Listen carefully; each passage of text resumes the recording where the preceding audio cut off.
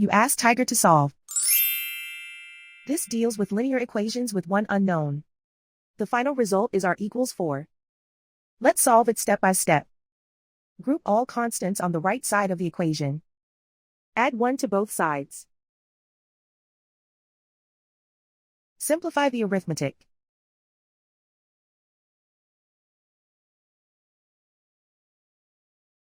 Isolate the r.